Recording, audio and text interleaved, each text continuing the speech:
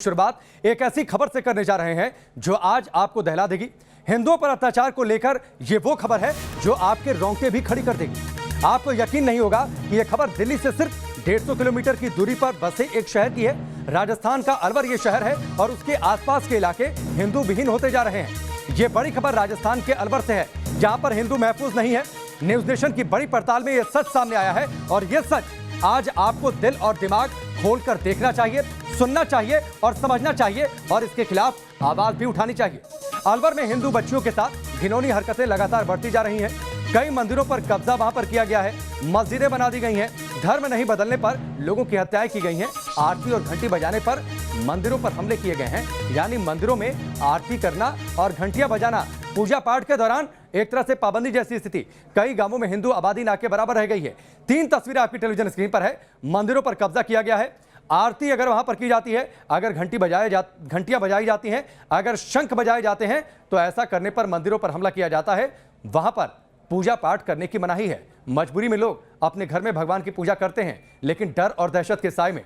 दूसरी तस्वीर है हिंदू बेटियों पर जुल्म हो रहा है। वो घर से बाहर निकलने पर असुरक्षित महसूस करती हैं कि कब कोई आकर उन्हें छेड़ दे, उनके साथ किसी दुष्कर्म की वारदात को अंजाम दे दे। हिंदू विहीन होते जा रहे हैं ये गांव अलवर और भरतपुर, यानी राजस्थान का जो मेवात का इलाका है। राजस्थान के भरतपुर जिले के भंडारा गांव में 400 साल पुराने शिव मंदिर पर कब्जा कर लिया गया। भंडारा गांव का शिव मंदिर अब इतिहास बन गया है। उसे मस्जिद में मिला लिया गया है और वहां मस्जिद का निर्माण हो रहा है। यहाँ के हिंदू समाज के लोगों ने काफ़ी उसका विरोध किया, क्योंकि अब वो अल्पसंख्यक हैं, बहुत कुछ कर नहीं सकते, तो उनके आंख के सामने ही उनके मंदिर पर कब्जा कर लिया गया और मस्जिद बना दिया गया। अब ये लोग इतने दुखी हैं, शोक संतप्त हैं कि जो एक मंदिर था वो भी निकल गया हाथ से।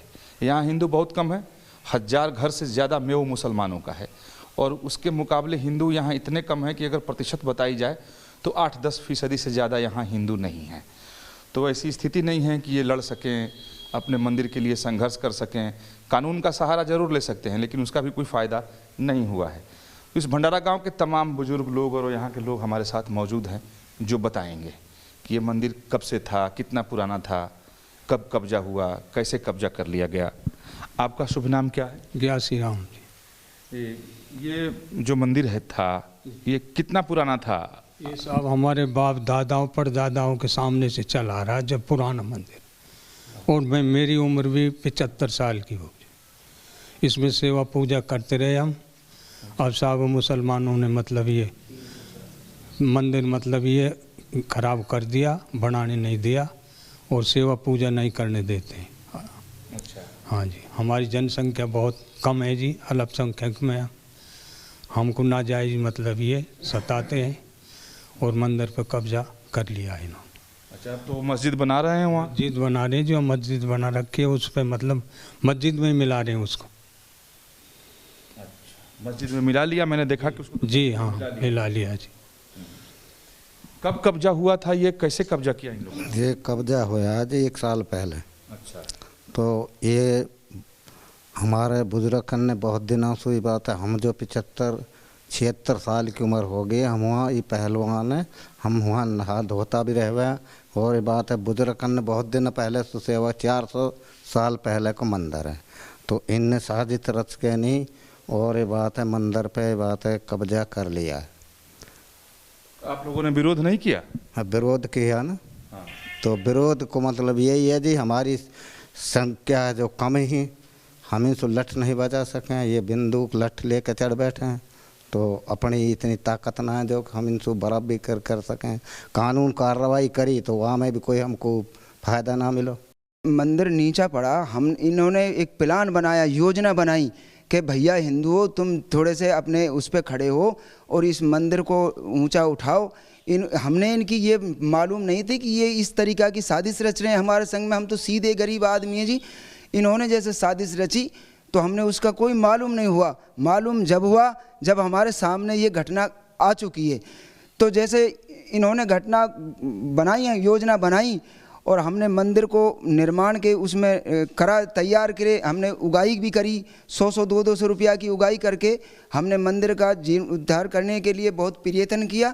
लेकिन हमारी जब जैसे हमने सामान ईंट पत्थर बजरी रोड़ी जैसे लाए तो हमने प्रतिमाओं को वहाँ से हटवा दिया।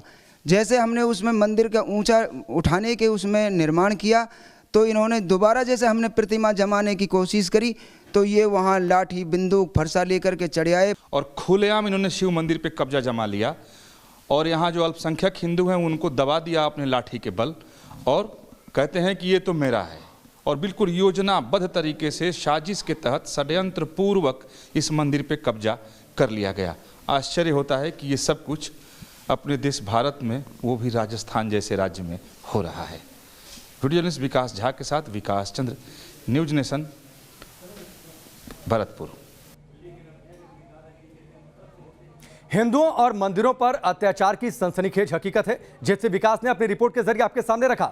लगातार इस खबर और इस पूरी सच और इस हकीकत को हम आपके सामने रख रहे हैं और रात 8:26 पर इस पर बड़ी बहस भी करेंगे। लेकिन फिलहाल रुक कर लेते हैं विकास का, जो कि इस वक्त न्यूज रूम से हमारे साथ जुड़ चुके हैं। विकास, शिव तो आदि हैं, अनंत हैं, शिव तो इस देश की संस्कृति का हिस्सा हैं, उस शिव मंदिर पर इस तरीके से अत्याचार? ये देखिए, आदि अनंत तो हमारे और आपके लिए हो सकते हैं, मेवात मेवातियों के लिए, और जो वहाँ के लोग मुसलमान हैं या कहीं भी, वो तो कहते हैं कि ये हिंदू इस गांव में अब बुत परस्ती कैसे कर सकते हैं, अब ये गांव तो मुसलमानों का है, यहाँ घड़ी घंटाल कैसे बच सकता है, यहाँ आरती कैसे हो सकती है, यहाँ लोग आरती गा कैसे सकते हैं, सब कुछ पर पाबंदी है। ये जो अभी हमने खबर दिखाई है भरतपुर जिले का एक भंडारा गांव है। आप सोचे कि 400 साल पुराना ये मंदिर था, शिव मंदिर था, यहाँ हिंदुओं की बड़ी आबादी थी, लेकिन धीरे धीरे लोग वहाँ से पलायन कर गए क्योंकि इतने ज़्यादा मेव मुसलमान वहाँ रहते हैं कि हिंदुओं का रहना दुभर है। और बिल्कुल योजनाबद्ध तरीके से साजिश के तहत उस मंदिर पे कब्जा किया गया। चूँकि 400 साल पुराना मंदिर था, वो नीचे हो गया था सड़क से, पानी वहाँ जम जाता था, तो उसको ऊपर करके प्लिंथ को फिर से मंदिर के जीर्णोद्धार का काम वहाँ के स्थानीय गरीब हिंदू जो वहाँ बहुत जो दलित समाज के ज़्यादा हैं उन लोगों ने शुरुआत की। और साजिश इन लोगों की, इन लोगों ने जान कहा कि अरे अपना मंदिर भी बनाओ, इसका जीर्णोद्धार करो। जैसे ही लोगों ने वहाँ से प्रतिमा हटाई, शिवलिंग को हटाया, हम विजुअल में दिखा रहे हैं कि वो शिवलिंग, वहाँ की प्रतिमा अभी भी एक हिंदू के घर में है, वहीं पर जाकर लोग पूजा करते हैं जी। और चबूतरा बनाने की कोशिश की तो एक ही बार हजारों की संख्या में मेव वहां पहुंचे और चूंकि बगल में ही मस्जिद था, एक बार तोड़ करके पूरे मस्जिद में मिला लिया। आज भी उस मंदिर की एक दीवार इस बात की गवाही वहां देती है कि शिव मंदिर था, क्योंकि जल्दी जल्दी में वो पूरी दीवार को नहीं तोड़ सकते थे, लेकिन वो दीवार आज भी है जो गवाही दे रही है कागज में। विकास, मैं आपके पास आता हूं। आप सोचिए, मंदिरों को तोड़ने और हिंदुओं पर अत्याचार की खबरें कहां से आती हैं? पाकिस्तान से। तो क्या हमारे देश के कुछ शहरों को पाकिस्तान बनाने की तैयारी है?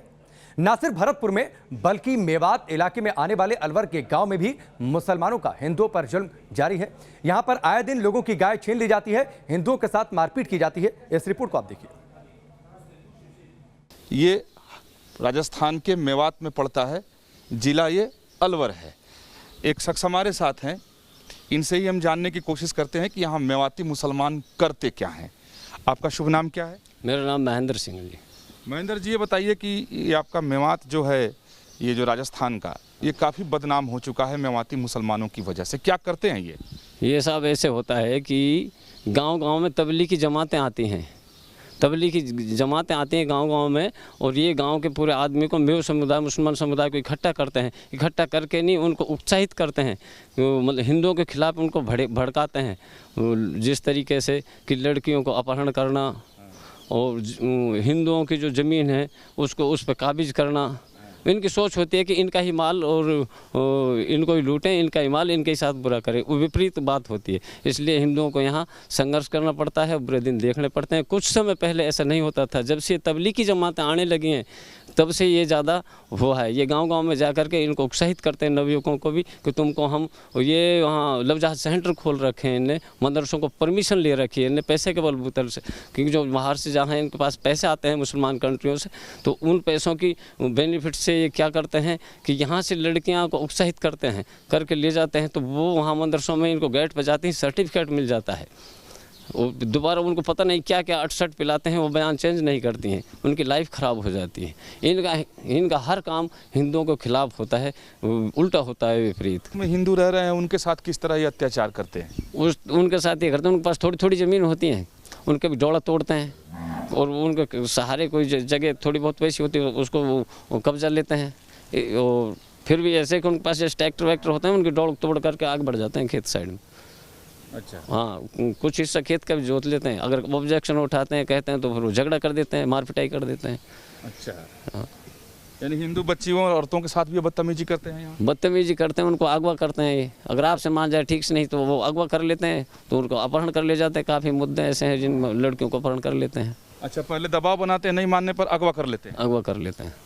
अच्छा, आपके साथ भी ये गौ बचाने के चक्कर में मारपीट हुई है? हाँ, मेरे साथ हुई कुछ समय पहले सर। कि हम गौशाला में काम करते हैं, गौ माता की सेवा करते हैं, यहीं रहते हैं हम गौशाला में। तो जब प्रयास करते हैं कि भाई गौ माता बचनी चाहिए, तो विरोध करते हैं, तो हमारे साथ मारपीटी भी कर दी थी पहले। अच्छा। हमने फिर उन्हें मारपीट किया, हमने उनके साथ मुकदमा किया, करवाया। फिर कमाल की स्थिति है। ये पूरा मेवात क्षेत्र जो है, यानी हरियाणा, राजस्थान, उत्तर प्रदेश का भी कुछ बचता है, इसमें मेव मुसलमानों का गजब का आतंक है। और आश्चर्य होता है कि यहाँ सरकार दिखाई ही नहीं पड़ती है। पुलिस क्या करती है ये किसी को समझ नहीं आता है। इन्हीं की बात है कि अगर गाय को बचाने चले जाएं तो फिर इनकी जान पर भी बनाती है और जान खतरे में पड़ जाता है। और लगातार यही वजह है कि हिंदुओं का मेवात से पलायन हो रहा है। वीडियो जर्नलिस्ट विकास झा के साथ विकास चंद्र, न्यूज़ नेशन, अलवर, राजस्थान। अपने इस बड़े खुलासे में अभी तक हमने दो सच को आपके सामने रखा। किस तरीके से मंदिरों में पूजा पर पाबंदी, और अगर पूजा होती है तो मंदिरों पर कब्जा कर लिया जाता है। दूसरे जो हिंदू वहां पर बचे रह गए हैं, उन हिंदुओं की गायों पर कब्जा कर लिया जाता है। उनकी बेटियां अगर बाहर निकलती हैं तो उन पर अत्याचार होता है, उनके साथ छेड़खानी की घटनाएं होती हैं। विकास हमारे साथ जुड़े हैं, सीधे उनका रुख करते हैं। विकास, मंदिरों पर कब्जा और हिंदुओं की बेटियों पर इस तरीके से अत्याचार, ये खबरें तो पाकिस्तान से आती हैं। इन खबरों की राजस्थान के मेवात या हरियाणा के मेवात में क्या जगह? जी देखें, अगर बात पाकिस्तान से अगर तुलना करने की हो तो जो मेवात क्षेत्र में हिंदू रहते हैं, अभी फिलहाल हम लोग राजस्थान के अलवर और भरतपुर जिले की बात कर रहे हैं। इसके पहले न्यूज़ नेशन ने हरियाणा के मेवात की स्थिति दिखाई थी और सारी स्थिति लोगों के सामने परोस दी कि क्या हालात वहाँ पर हैं। तो जो यहाँ हिंदू रह रहे हैं उनका एक ही कहना है, सैकड़ों लोगों से हमने मुलाकात की, सब लोग का एक कहना होता है कि ये पाकिस्तान से भी बदतर जगह हो मेवात जहाँ वो लोग रह रहे हैं, क्योंकि हिंदुओं का अब वहाँ कोई वजूद नहीं है, कोई औकात नहीं है, न वो अपने पूजा पाठ कर सकते हैं, उत्सव को उत्साह से नहीं मना सकते हैं, बच्ची की शादी नहीं कर सकते हैं। आपको जानकर आश्चर्य होगा कि अब रात में शादियां बंद हो गई हैं। दिन में शादियां लोग डर के मारे करते हैं कि रात में अगर शादी करेंगे तो लड़की को मंडप से उठा के ले जाएंगे, दूल्हे की मार पिटाई होती है, बारातियों पर हमले और दूल्हे की बेइज्जती तो वहाँ बहुत ही आम बात है, वो तो उनके रूटीन में शामिल है। अगर बात करें तो हिंदुओं को प्रताड़ित करने का कोई भी मौका वो छोड़ते नहीं हैं। जैसे अगर औरत बाहर गई, लड़की बच्ची स्कूल से आ रही है तो उसको अगवा कर लेना या उसके साथ बलात्कार कर देना, ऐसा लगता है जैसे कि उनके रूटीन में शामिल हो, उनके स्वभाव में शामिल हो। और इसी तरह की शिक्षा भी उन्हें दी जाती है। उन्हें साफ तौर पर इस्लाम के नाम पर उनको कुछ नहीं मालूम है, और मुझे लगता है कि उनकी भी बहुत ज़्यादा गलती नहीं है, क्योंकि इस्लाम के नाम पर उन्हें 4-5 चीज़ें ही बताई गई हैं कि हिंदुओं को तड़पाओगे, मारोगे, वो जितना तड़पेंगे उतना सवाब मिलेगा, मंदिरों पे कब्जा कर लो, मंदिर ढा दो तो तुम्हें अल्लाह ताला के यहाँ से सवाब मिलेगा, जन्नत मुकर्रर हो जाएगी। 4-5 पॉइंट उनको ऐसे समझाए गए हैं तबलीगी जमात की तरफ से कि वो अत्याचार की सारी सीमा लांघ जाते हैं। ठीक है, यही वजह, मंदिर तो उनके लिए सबसे ज़्यादा खटकने वाली बात है कि मंदिर में तो घंटी बजा नहीं सकते, आरती नहीं कर सकते। आप देखें भंडारा गाँव में। ठीक है विकास, मैं आपके पास लौट कर आता हूं। जो बातें आप कह रहे हैं, जिन बातों का खुलासा आपने अपनी रिपोर्ट में किया है, जाहिर सी बात है वो खबरें हिलाने वाली हैं। यह सच रोंगटे खड़े कर देने वाला है, और इस सच को आज देश को सुनना समझना चाहिए कि आखिरकार हम किस दिशा में जा रहे हैं। राजस्थान के मेवात, जिसका जिक्र हम लगातार कर रहे हैं, वहां पर हिंदुओं पर अत्याचार हो रहा है। इसका दहलाने वाला खुलासा हुआ है अलवर जिले के रामगढ़ में। यहां 11वीं में पढ़ने वाली छात्रा से 1.5 साल तक छेड़छाड़ की गई। मेव मुसलमानों ने बच्ची से बलात्कार भी किया। इस बच्ची ने स्कूल जाना छोड़ दिया। मुसलमानों ने घर से इस लड़की को उठाकर ले जाने की कोशिश की तो तंग आकर लड़की ने 18 जून को कुएं में कूदकर जान देने की कोशिश भी की। मामला पुलिस में पहुंचा तो परिवार पर दबाव बनाया गया कि आप समझौता करिए। 23 जून को लड़की के पिता की हत्या कर दी गई। शव को जंगल में पेड़ से टांग दिया गया। इंसाफ तो चाहिए, हिम्मत तो करनी पड़ेगी एक तरह से, पर इस समय ना मुझे बहुत डर लग रहा है, क्योंकि ना मैं पापा को खो चुकी हूँ। कोई भरोसा नहीं कि मेरे भाइयों तक की मुसीबत बन जाए।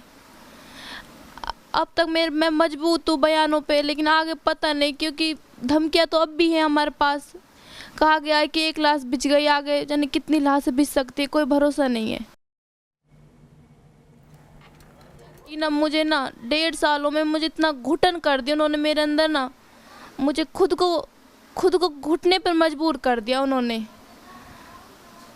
सर उन्होंने बहुत, मैंने सोचा नहीं था कि मैं अब तक चुप थी, क्योंकि अपने परिवार के लिए जिस दिन इंसाफ मांगा तो देखो मेरे पिताजी का क्या हालत कर दिया उन्होंने। मुझे जिस बात का डर था ना सर, वो ही कर दिया उन्होंने। कितने दिनों से आपको परेशान कर रहे थे ये लोग? 1.5 साल हो गए। 11वीं के एनुअल एग्जाम थे जब से इनका शुरू हो गया। अच्छा, 12th में आप स्कूल नहीं गई? मैं गई थी। अच्छा। मैंने बहुत हिम्मत करी। मैं नहीं छोड़ना चाहती थी पढ़ाई, क्योंकि मेरे सपने नहीं थे, मेरे पूरे परिवार के सपने मेरे से जुड़े हुए थे। क्योंकि अगर मैं छोड़ती ना कहीं मेरी मम्मी पूरी टूट जाती। पर मैंने बहुत हिम्मत करी, खूब गई। अगस्त तक मैंने अपने आप को संभाले रखा, बहुत संभाले रखा कि स्कूल तो जाना ही है, कुछ भी हो कैसे ना कैसे पढ़ाई तो करनी है सर। लेकिन मजबूरी में आखिरकार मुझे छोड़नी पड़ी। स्कूल जाना आपने बंद कर दिया? उसके बाद भी परेशान करते रहे? उसके बाद तो सर इन्होंने मेरा घर से निकलना भी ना, घर से बाहर निकलते ही सर ये सड़क पर बैठे रहते थे हमेशा। मुझे ना इन्होंने खुद को घुटने पे मजबूर कर दिया। मुझे 1.5 साल, एक दिन मेरा 1 साल के बराबर गुजारा इन्होंने। इतना मुझे मजबूर कर दिया कि मैंने हर पल जब मैं खड़ी होती हूँ ना सुबह, ये सोच के खड़ी हुई हूँ कि मुझे आज जीना ही नहीं है।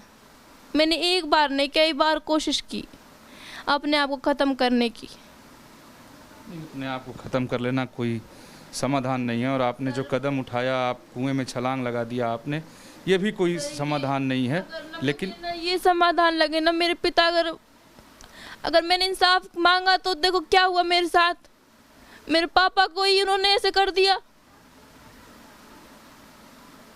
अगर उस दिन मैं अपने आप को ख़त्म कर ली तो ही अच्छा होता, क्योंकि मेरे पापा के साथ तो ऐसा नहीं होता ना।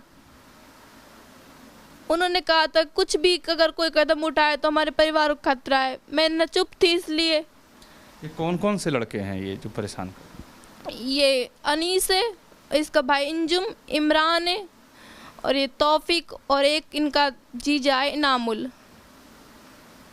ये सारे मिलकर परेशान कर? अच्छा।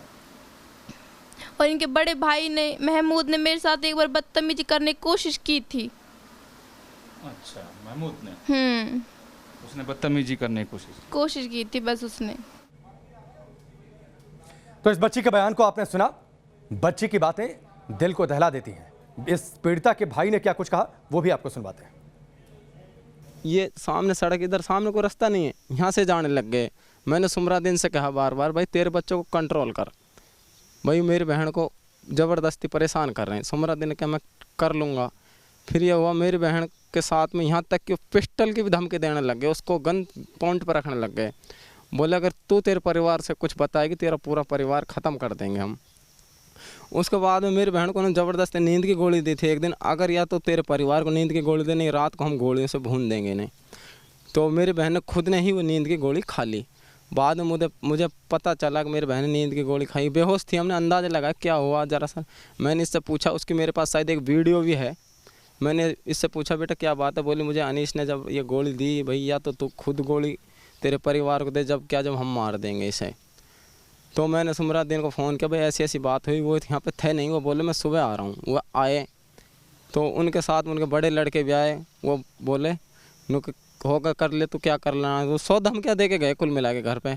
मैंने कहा ठीक है। फिर भी हमारी मम्मी बोली बेटा अपनी लड़की है, इज्जत है, हमें शादी भी करनी है, कुछ कंप्लेंट मत कर। मैंने कहा ठीक है नहीं करूँगा। ये बात और आगे तक गई। उनके लड़के यहाँ तक कि रात को 12-12 बजे 1-1 बजे हमारे घर के बाहर आने लगे। एक दिन तो उन्हें हद ही पार कर दी, मेरे गेट खोलने लग गए। मैं छत पे था, जैसे मैं इनके पीछे कूदा वो भाग लिए। उसका नाम इंजुम था जो घर में घुसने की कोशिश कर रहा था। 2 लड़के थे जो परली साइड में थे, मैं उन्हें देख नहीं पाया। बाद में ये सब मैंने सुमरा को फ़ोन करके बताया। मैंने देख मैं लड़की वाला हूँ, कल को कोई बात होती मेरी बहन की इज्जत पे बात आती है, कौन इससे शादी करेगा, आगे इसकी लाइफ ख़राब होगी, इससे अच्छा तो खुद ही तू तेरे बच्चों को समझा। तो उस तुरंत बाद में वो तो मान भी रहा था, उसने फिर भी वही सवाल किया जो पहले क्या कि मैं समझा दूंगा। उसके लड़का आया इमरान, 9-10 लड़के आए थे 3 बाइकों पे, चौथी बाइक इमरान की थी और यहाँ धमका गए। उनके हाथ में डंडे भी थे, लाठी थी। बोले तुम्हें जो उखाड़ना उखाड़ ले, जब हम मर्डर केस में जमानत करवा सकते हैं, तुम्हारी तो औकात ही क्या है। चलिए सीधे रुक कर लेते हैं। विकास का लगातार हमारे साथ जुड़े हैं और उन्होंने ही ये बड़ा खुलासा भी किया है। विकास, देश की राजधानी दिल्ली से ये इलाका बहुत दूर नहीं है, करीब 150 किलोमीटर, अगर मैं ठीक हूं 3 से 4 घंटे में बाई रोड पहुंचा जा सकता है। और जहां से बातचीत होती है कि इस देश में बेटियों को बचाना पढ़ाना है, उस देश में बेटियों पर इस तरीके का अत्याचार। जी देखिए, अगर मेवात की हम बात करें, पूरे मेवात की बात कर लेते हैं, चाहे वो हरियाणा का हो या फिर राजस्थान का हो या उत्तर प्रदेश का हो, तो यहाँ जो ये नारा दिया गया अपने देश में कि बेटी बचाओ बेटी पढ़ाओ, ये बेईमानी साबित हो रहा है। ये बिल्कुल झूठी कोरी बात है। यहाँ किसका कोई मायने नहीं रखता है। यहाँ पे मायने रखता है धर्म, यहाँ मायने रखता है कि हिंदू। अगर आप हिंदू हैं तो मेवात में आपको कोई अधिकार नहीं है। आप अगर आपके किसी परिजन, हिंदू के परिजन की अगर मृत्यु हुई हो तो दाह संस्कार नहीं हो सकता। पहले बताया कि मंदिर में वो पूजा पाठ नहीं कर सकते, शादी विवाह नहीं कर सकते, बाराती आ जाए तो पत्थरबाजी करते हैं, दूल्हे को बेइज्जत करते हैं, हत्या कर देते हैं, लड़की को अगवा कर ले जाते हैं। और सिर्फ इसलिए करते हैं कि उनका एक ही उद्देश्य है कि किसी तरीके से मेवात हिंदू विहीन हो जाए, हिंदू गाँव शहर कस्बा छोड़कर भाग जाएँ, ताकि उनकी ज़मीन और मकान पर कब्जा जमाया जा सके। ये बिल्कुल योजनाबद्ध तरीके से षड्यंत्र पूर्वक अंजाम दिया जाता है और इसमें हर कोई सबकी मिली भगत है। ऐसा नहीं है जैसे कि अगर हरियाणा मेवात में अगर कोई अपराध करता है तो भाग कर आकर के राजस्थान के मेवात में छुपता है, उसके लिए सेफ हेवन है। इधर का करता है तो उधर भाग के जाते हैं। यहाँ से लड़की अगर अगवा कर ले अलवर भरतपुर से तो उसको नूह में पनाह मिलती है, नूह से अगर अगवा कर ले तो भरतपुर अलवर में पनाह दी जाती है। यानी बिल्कुल षड्यंत्र और साजिश के तहत योजनाबद्ध तरीके से वहां किया जा रहा है। उद्देश्य, जैसा मैंने पहला, एक ही उद्देश्य है, कोई दूसरा उद्देश्य नहीं है। या तो मुसलमान बन जाओ, इस्लाम धर्म कबूल कर लो, या मेवात छोड़ दो, अलवर भरतपुर से भाग जाओ, नहीं तो न धन धर्म इज्जत और जान, वहां के लोग कहते हैं धन धर्म इज्जत और जान सब खतरे पर है। जो अपना दाव लगाए वो मेवात में रहे, जिसको दाव पे नहीं लगाना है वो मेवात छोड़ दे। इसलिए वो बेटी बचाओ बेटी पढ़ाओ, महिला सुरक्षा, बच्चों की सुरक्षा, ये सब बेकार बात ठीक है विकास, ठीक है, वहाँ कोई कानून है ना व्यवस्था है ना पुलिस है। ठीक है विकास, फिलहाल हमसे जुड़ने के लिए, पूरी जानकारी और बातचीत के लिए आपका बहुत बहुत शुक्रिया। तो ये एक ऐसी खबर है जिसे सुनने के बाद दिल दहल जाता है, रोंगटे खड़े हो जाते हैं कि इस देश में एक शहर ऐसा जहां धर्म के आधार पर लोगों से भेदभाव